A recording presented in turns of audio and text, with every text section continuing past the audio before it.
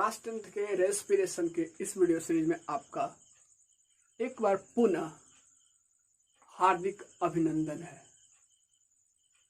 आज हम लोग बात करने वाले हैं रेस्पिरेशन इन प्लांट्स।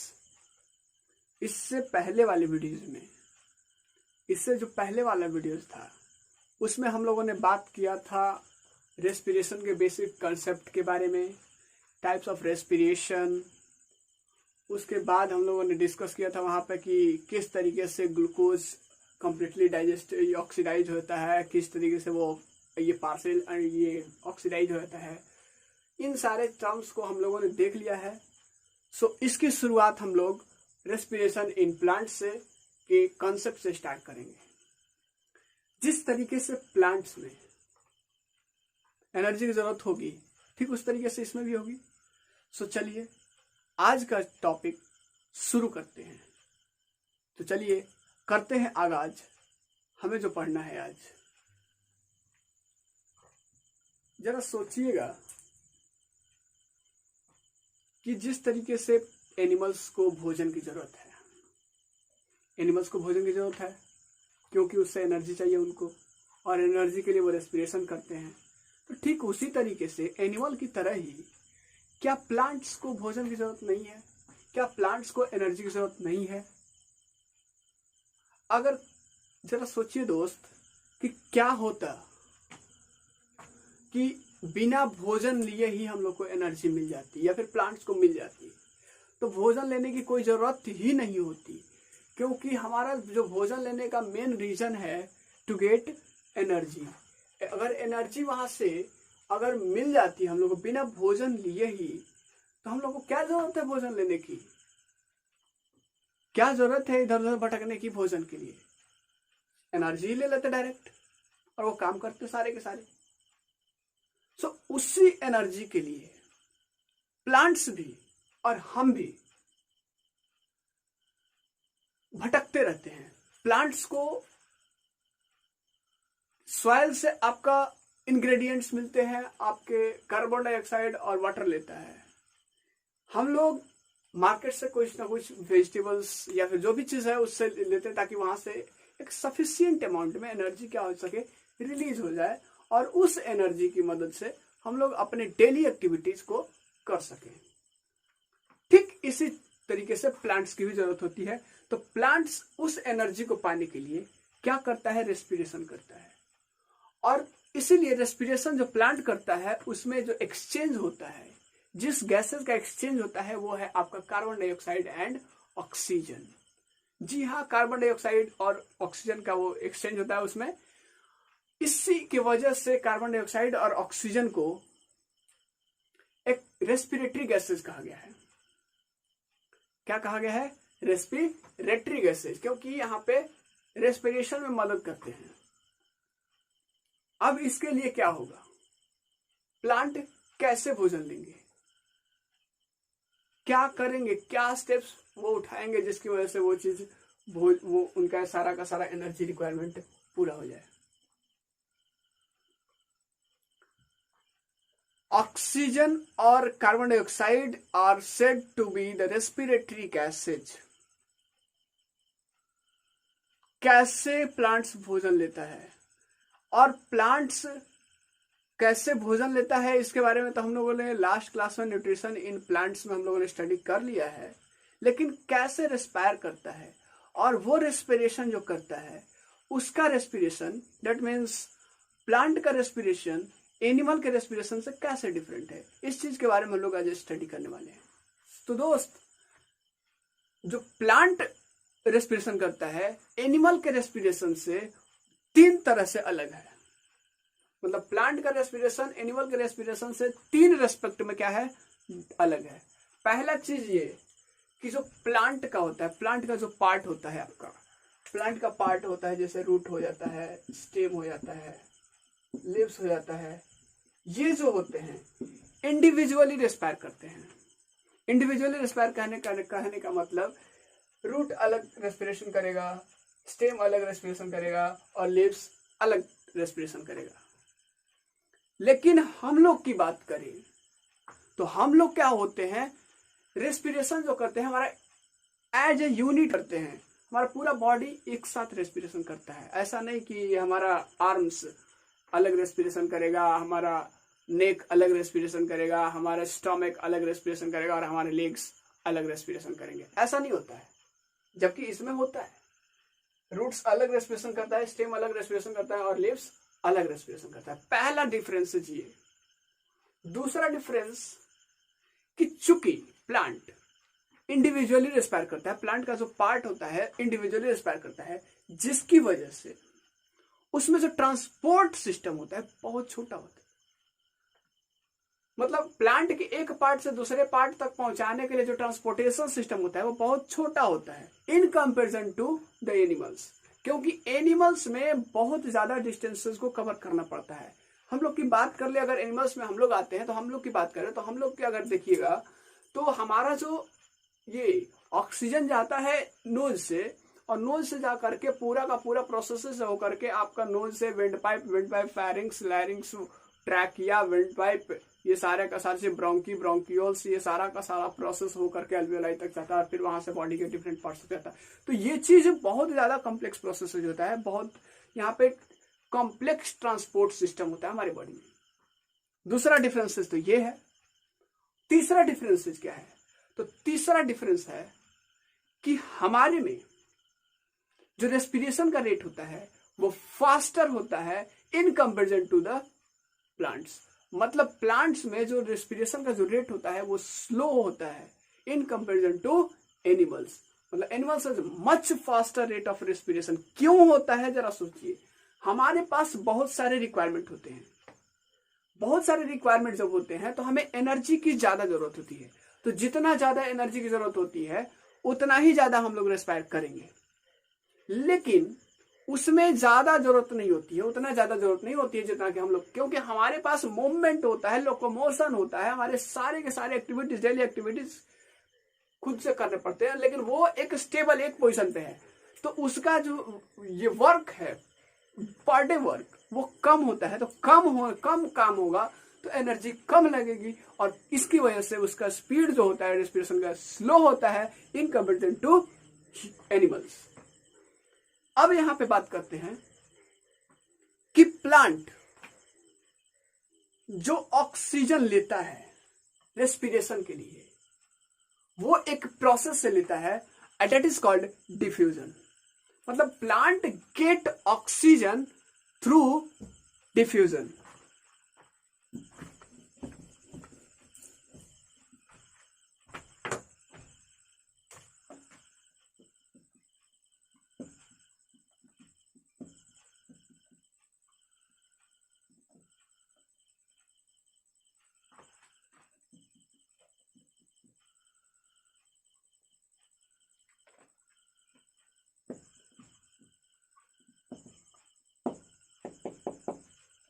प्लांट क्या करता है? ऑक्सीजन लेता है। किस प्रोसेस से? तो आपका डिफ्यूजन के प्रोसेस से। अब क्वेश्चन आता है कि सर डिफ्यूजन है क्या? तो दोस्त, 9th क्लास के बायो के पहला चैप्टर सेल में ट्रांसपोर्ट मीडियम था, ट्रांसपोर्ट सिस्टम था, और उस ट्रांसपोर्ट सिस्टम में आपका डिफ्यूजन भी समझाया गया होगा और आपके ये ऑस्मोसिस भी समझाया गया होगा। अगर उस चीज को याद कीजिए, उस चीज को फिर से याद कीजिए, मेमोराइज कीजिए और यहाँ पे आसानी से समझ में आएगा। अगर फिर भी आपको याद नहीं आ रहा है या फिर आपने नहीं स्टडी किया है तो कोई बात नहीं है, मैं उसको फिर से यहाँ पे बता देता हूं। डिफ्यूजन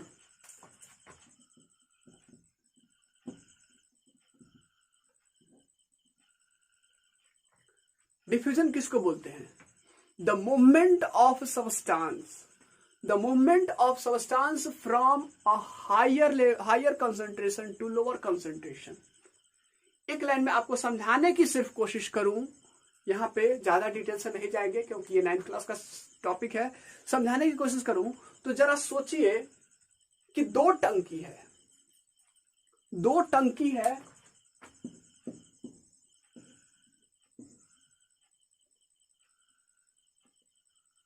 दो टंकी है, एक दूसरे के कांटेक्ट में है, हम कांटेक्ट में रख देते हैं। अब क्या होता है, इसमें पानी ज्यादा है और इसमें पानी कम है। अब सपोज कीजिए यहाँ पे होल्स है, यहाँ पे होल्स है, तो जरा बताइए कि पानी किधर से किधर जाएगा, पानी किधर से किधर जाएगा।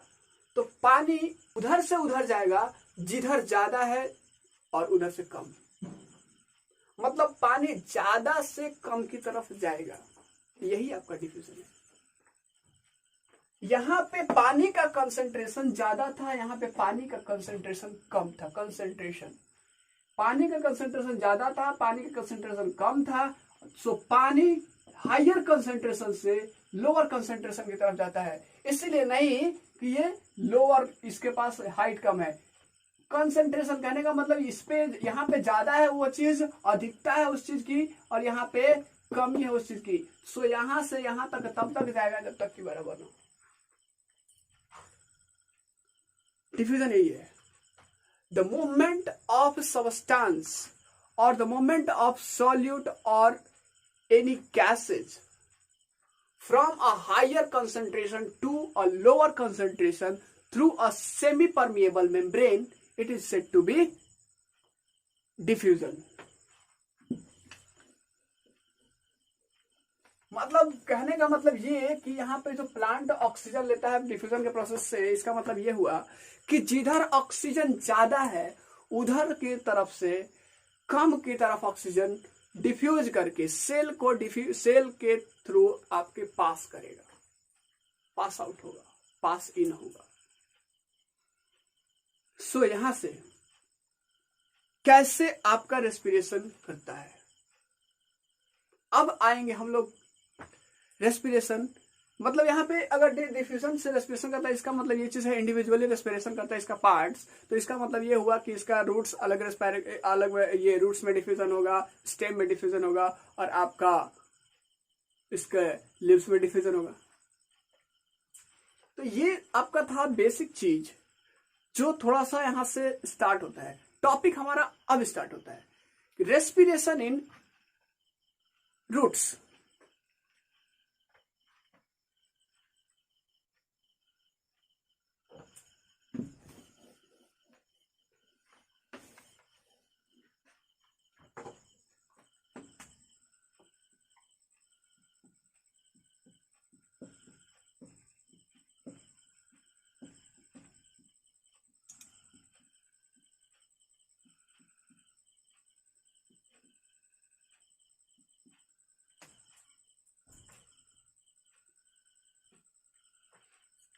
रूट्स में रेस्पिरेशन कैसे होता है, तो जरा ध्यान से सुनिएगा, स्पीकर को जरा ध्यान से देखिएगा।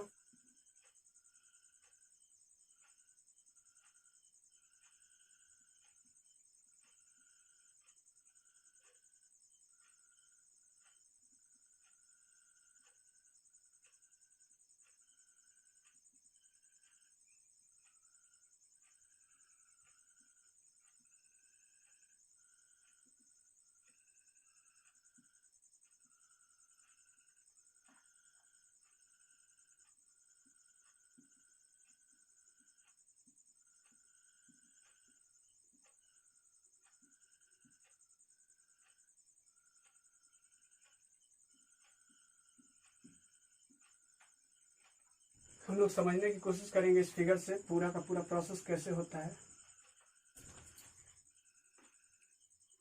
देखिए होता क्या है, रूट्स में रेस्पिरेशन कैसे होता है।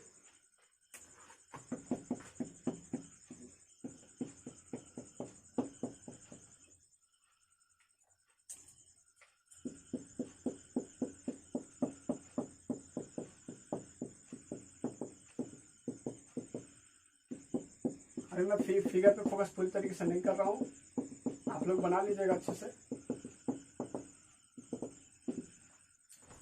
ध्यान दीजिएगा इस चीज को। होता क्या है कि जैसे प्लांट, सपोज कीजिए प्लांट का रूट्स है, प्लांट का रूट्स है और ये प्लांट का स्टेम है। अब यहाँ पे देखते हैं रेस्पिरेशन कैसे होता है, रेस्पिरेशन इन रूट्स, रूट्स में रेस्पिरेशन क्या होता है। तो दोस्त एक चीज बात बताता हूँ आपको, हूँ कि रूट्स आपको पता है कि सॉइल में, सॉइल के अंदर रहता है।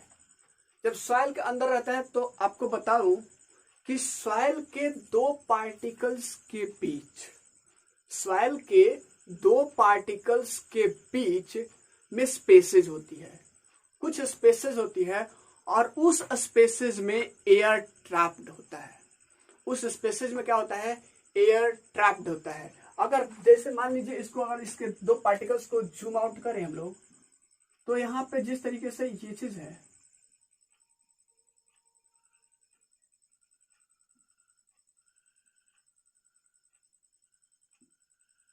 इस चीज को देखने की कोशिश कीजिएगा। तो कह रहा है कि सॉइल के दो पार्टिकल्स के बीच में कुछ स्पेसेज होते हैं। जैसे देखिए ये सॉइल का पार्टिकल, ये सॉइल का पार्टिकल, इनके बीच में कुछ स्पेसेज है, यहाँ पे भी स्पेसेज है, यहाँ पे भी स्पेसेज है। कहने का मतलब ये कि दो पार्टिकल के बीच में जो स्पेसेज होता है, इसमें आपका एनवायरमेंट से एयर क्या हो जाता है, ट्रैप हो जाता है, मतलब फंस जाता है। अब यहाँ पे एयर हो जाता है, तो एयर में क्या होता है, आपको ऑक्सीजन होता पता है। तो ये ऑक्सीजन क्या होता है, इसी ऑक्सीजन को आपका रूट्स लेता है, इसी ऑक्सीजन को क्या करता है, रूट्स लेता है by the process of diffusion. अब जरा कैसे हो लेता है, तो ये चीज पूरा का पूरा, ये सॉइल में तो जो होता है आप, ये चीज ऑक्सीजन ट्रैप्ड है, ऑक्सीजन बोले तो आपका एयर ट्रैप्ड है, एयर पूरी तरीके से बीच में फंसा हुआ है। तो उससे ऑक्सीजन क्या होता है, वो निकलता है। कैसे, तो आपको बताऊं कि यहाँ पे जो रूट्स होता है, रूट्स का जो इपिडर्मल सेल होता है, इपिडर्मल सेल आपको पता होगा, इपिडर्मल सेल किसको बोलते हैं, ये भी 9th क्लास का है। एपिडर्मल मींस होता है outer covering, outer layer. Outer में मतलब बाहर में जो सेल्स होता है, रूट्स के बाहरी सरफेस पे देखिएगा तो हेयर लाइक स्ट्रक्चर्स दिखेगा। जैसे अगर बात करें तो यहाँ पे अगर इस रूट्स की बात करें तो यहाँ पे देखिए ये वाला, ये सारे के सारे हेयर लाइक स्ट्रक्चर्स जो दिख रहा है, इसको हम लोग बोलते हैं रूट हेयर। इसको हम लोग क्या बोलते हैं, रूट हेयर। और ये रूट हेयर क्या होता है, एक्चुअली ये रूट हेयर ही इस इन सॉइल पार्टिकल से कनेक्टेड होता है, कांटेक्ट रहता है इनका। मतलब यहाँ पे इन रूट हेयर्स के अगल बगल जो सॉइल के पार्टिकल्स होते हैं, ये सॉइल के पार्टिकल्स के बीच में से जो एयर होते हैं, ये चीज कंटेक्टेड किससे होते हैं, ये रूट हेयर्स से। अब ये क्या करते हैं, ये डायरेक्ट कांटेक्ट में होते हैं इन ऑक्सीजन के, इन एयर के। तो ये क्या करते हैं कि इससे अपना डिफ्यूजन करके ऑक्सीजन ले लेते हैं। क्वेश्चन आता है कि सर ऑक्सीजन इसमें से भी तो इसमें आ सकता है, बेशक, लेकिन जरा मैंने बोला कि डिफ्यूजन करके, डिफ्यूजन में क्या होता है कि जिधर ज्यादा है, जिधर ज्यादा है उधर से कम की तरफ जाएगा। तो रेस्पिरेशन के लिए प्लांट को ऑक्सीजन की जरूरत है, इसका मतलब उसको उसके पास कमी है। अगर कमी नहीं होती तो वो लेता क्यों, तो यहाँ पे ज्यादा होती है, यहाँ पे ऑक्सीजन ज्यादा है और इसके रूट्स में, रूट हेयर में क्या है, कम है। तो यहाँ से ऑक्सीजन डिफ्यूज करके इसके सेल में डिफ्यूज होता है। सेल का जो बाहर वाला लेयर होता है, ये प्लाज्मा मेम्ब्रेन, वो सेमी परमिएबल होता है। तो ये चीज क्या होता है, डिफ्यूजन कर देता है, और डिफ्यूजन करके क्या करता है, ये चीज एयर को लेके जाता है रूट्स के पार्ट्स तक, रूट के डिफरेंट पार्ट्स तक, और रूट के पूरे पार्ट्स तक पहुंचा देता है, मतलब पूरे रूट्स में फैला देता है, रूट्स के ऑल सेल्स में पहुंचा देता है। अब रूट के सेल्स में जैसे ही पहुंचा, रूट के सेल्स में जैसे ही पहुंचा, वहां से क्या होगा, उस ऑक्सीजन को यूज कर लिया जाएगा, उस ऑक्सीजन को क्या कर लिया जाएगा, यूज कर लिया जाएगा, ताकि रेस्पिरेशन हो सके। रेस्पिरेशन जैसे ही होगा, रेस्पिरेशन जैसे ही होगा, एनर्जी रिलीज होगी, और एज ए बाई प्रोडक्ट वहां से एक चीज और निकलेगी, कार्बन डाइऑक्साइड और वाटर। हालांकि वाटर यूजफुल है, इसलिए वो वाटर को क्या कर लेगा, यूज कर लेगा, लेकिन कार्बन डाइऑक्साइड निकलना पड़ेगा। तो कार्बन डाइऑक्साइड क्या करता है, जिस प्रोसेस से ऑक्सीजन गया है, जिस प्रोसेस से डिफ्यूजन से रूट हेयर से रूट से आपका उसके सेल्स में, ठीक उसी प्रोसेस में रिवर्स बैक कर देता है आपका कार्बन डाइऑक्साइड को। और ये फिर आते हैं रूट के सेल से आते हैं रूट से आते हैं रूट हेयर्स में, रूट हेयर से डिफ्यूज आउट हो जाते हैं, मतलब बाहर निकल जाते हैं। अब यहां से क्वेश्चन आता है कि ऑक्सीजन, अब कार्बन डाइऑक्साइड यहां से निकल क्यों रहा है, कार्बन डाइऑक्साइड बाहर नहीं है क्या। तो यहाँ पे अगर इस स्पेस, पार्टिकुलर स्पेस की बात करेंगे, तो यहाँ पे ऑक्सीजन ज्यादा है, कार्बन डाइऑक्साइड कम है, और इसमें कार्बन डाइऑक्साइड ज्यादा है और ऑक्सीजन कम है। तो कार्बन डाइऑक्साइड यहां से इधर आएगा, मतलब रूट्स से क्या आएगा, सॉइल के पार्टिकल्स में आएगा।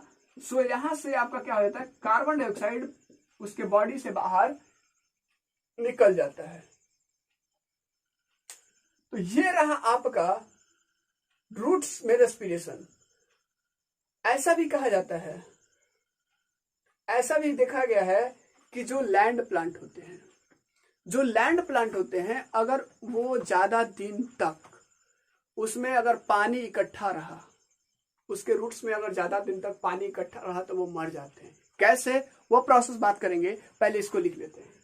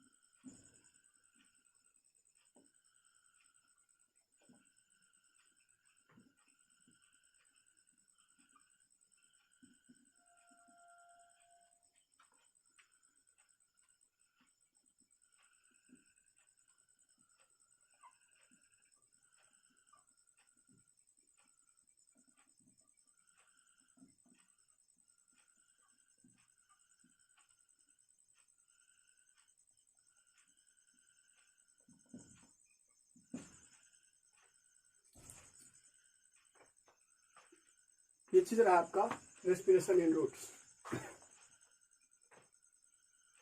अब यहाँ पे जो डिफ्यूजन होता है इतना ऑक्सीजन उसको प्रोवाइड कर देता है जितना उसको जरूरत होती है। मतलब diffusion provides as sufficient amount of oxygen as the plant needs for respiration. अब ऐसा हाँ बात किया था हम लोगों ने कि कहा जाता है कि जो लैंड प्लांट होते हैं, लैंड प्लांट के अगर रूट्स को आप ज्यादा दिन तक वाटर लॉक्ड कर दिया जाए या फिर ज्यादा दिन तक अगर पानी में डूबे रह जाए तो वो प्लांट्स मर जाते हैं। इसकी वजह क्या है? इसकी वजह है बहुत खास। जैसे मान लीजिए कि यही आपका प्लांट्स है और यहाँ पे पानी है, तो सर आपने देखा होगा कि अगर जैसे ही मिट्टी में किसी फसल को ये इरिगेट किए होंगे तो आपने देखा होगा कि जैसे जैसे हम लोग पानी डालते हैं अंदर से बबल्स निकलते हैं। वो बबल्स क्या होते हैं? तो वो एयर निकलता है वहां से। मतलब जो अंदर एयर होता है वो जैसे जैसे हम लोग पानी डालते हैं तो उस स्पेस को ये ऑक्यूपाई करता है वाटर, और आपका ऑक्सीजन क्या करने लगता है? वहां से निकलने लगता है। ऑक्सीजन जब निकलने लगता है तो इसका मतलब वहां से ऑक्सीजन हटने लगा। तो अब यही चीज जैसे आप पानी इतना ज्यादा डाल दिए कि ये पूरी तरीके से डूबा हुआ है, तो इसका मतलब यह है कि वहां से ऑक्सीजन क्या होगा? पूरी तरीके से एक्सपेल हो गया। जो वाटर हो गया एक्सपेल कर दिया वाटर, ये ऑक्सीजन को। जब वाटर को एक्सपेल कर दिया, एक्सपेल कहने का मतलब कि निकाल दिया, जब वाटर ऑक्सीजन को निकाल दिया तो क्या होगा? वहां पे ऑक्सीजन बचेगा नहीं, इतना ऑक्सीजन बचेगा नहीं कि वो एरोबिकली रिस्पायर कर ले। तो एरोबिकली रिस्पायर अगर नहीं करेगा तो क्या होगा? अब ऐसे कंडीशंस में वो एनारोबिक रेस्पिरेशन करेगा। तो एनारोबिक रेस्पिरेशन करेगा तो क्या होगा? वहां से सफिशिएंट अमाउंट में एनर्जी रिलीज नहीं होगी। तो वहां पे क्या प्रोड्यूस हो जाएगा? मतलब वहां पे जो ग्लूकोज है आपका, जो वहां पे पार्शियल डाइजेशन होगा, और पार्शियल डाइजेशन जब ग्लूकोज का होगा तो वहां पे C2H5OH प्लस आपका वहां पे कार्बन डाइऑक्साइड आपका रिलीज होगा। तो यहां से एक चीज क्या देखने को मिल रहा है कि एनारोबिक रेस्पिरेशन जब कर रहा है तो वहां पे अल्कोहल प्रोड्यूस हो रहा है, अल्कोहल प्रोड्यूस हो रहा है। इसका मतलब यही चीज है, आप याद कीजिए एनारोबिक रेस्पिरेशन का जो हम लोगों ने वो चीज प्रोसेस देखा था, वहां पे यही चीज हो रहा था। ये एनिमल्स में लैक्टिक एसिड का फॉर्मेशन हो रहा था और उसके साथ लैक्टिक एसिड के साथ साथ एनर्जी रिलीज हो रही थी, 2 ATP एनर्जी। और यही चीज अगर प्लांट्स में बात करें तो प्लांट्स में आपका ये अल्कोहल के साथ साथ आपका 2 ATP एनर्जी प्रोडक्शन होता है। अल्कोहल जो जिसको बोलते हैं C2H5OH। तो अब ये C2H5OH को ऐसा माना जाता है कि अल्कोहल क्या कर देता है? वो उस चीज को, प्लांट्स को मार देता है, और जिसकी वजह से वो प्लांट क्या हो जाता है? मर जाता है। ये प्रोसेस होता है क्योंकि वहां पे ऑक्सीजन नहीं हो पाता है, ऑक्सीजन निकल जाता है। तो इस चीज को अगर लिखना चाहें तो लिख सकते हैं आसानी से।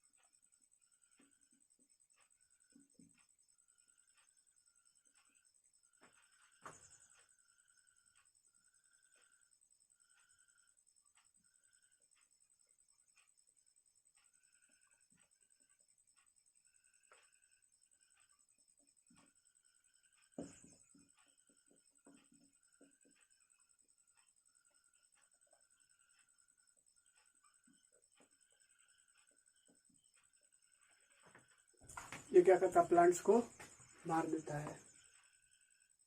दिस में किल्स द प्लांट्स। अगर उस इक्वेशन को अगर आपने नहीं देखा है तो इसके पिछले वाले वीडियोज में हम लोगों ने दिखाया था कि इक्वेशन क्या है। वहां पे कार्बन डाइऑक्साइड ये जब आपका टूटता है एनारोबिकली तो क्या रिलीज होता है, लैक्टिक एसिड एनिमल्स में निकलता है, लेकिन यहाँ पे आपका क्या निकल जाता है, आपका अल्कोहल, अल्कोहल प्लस आपका 2 ATP एनर्जी। अल्कोहल का अगर फॉर्मूला अगर बात करें तो C2H5OH होता है,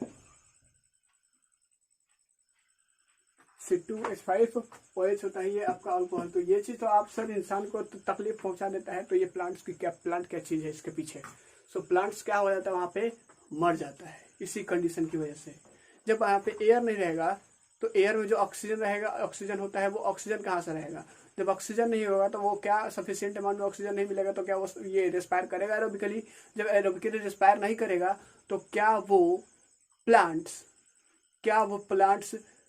एनारोबिक रेस्पिरेशन से उसके सारे के सारे प्लांट, सारे के सारे ये प्रोसेसेस सुचारू रूप से सही तरीके से काम करेंगे, नहीं करेंगे, जिसकी वजह से वो प्लांट्स क्या हो जाता है, अल्टीमेटली कुछ दिनों के बाद मर जाता है। सो ये रहा आपका रेस्पिरेशन इन रूट्स। इससे पहले कि हम लोग रेस्पिरेशन इन स्टेम पढ़े, इसके बाद आएगा रेस्पिरेशन इन स्टेम। तो स्टेम का रेस्पिरेशन पढ़ने से पहले उसके बारे में कुछ जानना जरूरी है। सो उस चीज को जान लेते हैं। आपको पता है कि स्टेम अलग अलग तरह के होते हैं। स्टेम अलग अलग तरह की जैसे होते हैं, आप देखे होंगे कि कुछ स्टेम्स होते हैं बहुत सॉफ्ट होते हैं। जैसे ग्रासेज की बात करें तो ग्रासेज का स्टेम स्मॉल होता है, सॉफ्ट होता है। तो ग्रासेज के स्टेम्स की बात करें तो ग्रासेज के स्टेम्स में आपने देखा होगा कि उसका जो स्टेम्स होता है उसके स्टेम्स में स्टोमाटा होता है, टीनी पोर्स लाइक स्ट्रक्चर था जिसको स्टोमाटा के बारे में आपको काफी चर्चा हुई है। तो स्टोमाटा के बारे में आप लोगों को पता होगा। तो स्टोमाटा की वजह से क्या होता है, वहां पे जो भी गैसियस एक्सचेंज होता है उसी स्टोमाटा के थ्रू होता है। कार्बन डाइऑक्साइड ऑक्सीजन जरूरत है उसको उसी के थ्रू लेता है डिफ्यूजन करके, और उसी के थ्रू जो कार्बन डाइऑक्साइड बनता है रेस्पिरेशन के as a product, as a by product, तो वो चीज उसी के थ्रू आपका क्या होता है, बॉडी से बाहर निकलता है। बात करें दूसरा स्टेम, अगर स्टेम की बात करें तो प्लांट्स, अगर बड़े बड़े प्लांट्स देखा होंगे तो बड़े बड़े प्लांट्स के जो स्टेम होते हैं हार्ड होते हैं, वुडी होते हैं, वुडी स्टेम होते हैं, कड़ा होते हैं और लकड़ीदार स्टेम होते हैं। तो यहाँ पे भी रेस्पिरेशन उस प्रोसेस से होता है स्टेम वहां पे, लेकिन यहाँ पे वो चीजें नहीं होते। क्या नहीं होते हैं, तो आपके ये स्टोमाटा नहीं होते हैं। तो यहाँ पे क्या होते हैं मैं बात करूंगा। एक चीज और एक तरह का स्टेम होता है। तो स्टेम वो एक ट्रीज की बात करें तो ट्रीज के स्टेम में आपने देखा होगा लेंटिसेल्स होते हैं अलग अलग ये कुछ स्पेसेस पे, कुछ जगह पे, कुछ जगह पे आपका क्या होता है, लेंटिसेल्स होते हैं। लेंटिसेल्स क्या होते हैं ये आपने 9th क्लास में पढ़ा, लेकिन नहीं पढ़ा तो जरा देख लीजिए। यहाँ पे सपोज कीजिए ये प्लांट्स है आपका, तो प्लांट्स में देखे होंगे कहीं कहीं पे आपका इस तरीके से स्मॉल पैचेस दिखने को मिलते हैं। उसके बार्क पे, उसके छिलके पे आपके स्मॉल पैचेस देखने को मिलते हैं, और जहां से यहाँ पे गैसियस एक्सचेंज होता है। ये यहाँ पे होता क्या है, यहाँ पे जो सेल्स होता है लूजली पैक्ड होता है, सेल्स लूजली पैक्ड होता है।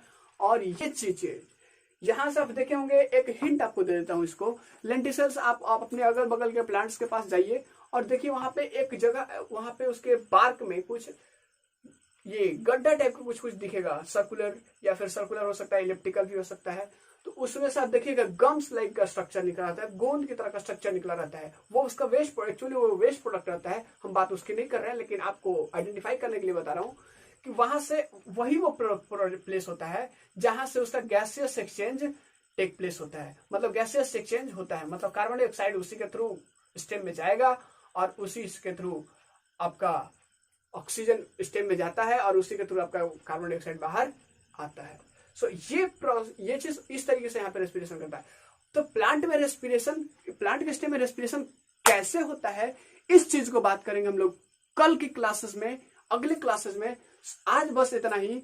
उम्मीद करता हूं आपको हर कंसेप्ट समझ में आया होगा। अगर कंसेप्ट नहीं समझ में आया है, कहीं पे प्रॉब्लम है, उस चीज को ये कमेंट बॉक्स में जरूर डालिए। मैं बार बार कह रहा हूं आपसे क्वेश्चंस डालने के लिए, ताकि मैं कहने का वजह इसलिए है क्योंकि आप 10th क्लास के स्टूडेंट है। अगर आप क्वेश्चन नहीं पूछिएगा इसका मतलब ये चीज हुआ कि शायद आपको इस सब्जेक्ट में इंटरेस्ट नहीं है, क्योंकि साइंस में जितना ज्यादा आप क्वेश्चन रेज कीजिएगा, अगर आ रहा है क्वेश्चंस तो जितना ज्यादा रेज कीजिएगा उतना ही कंसेप्ट आपका क्लियर होता जाएगा। So it's all for today.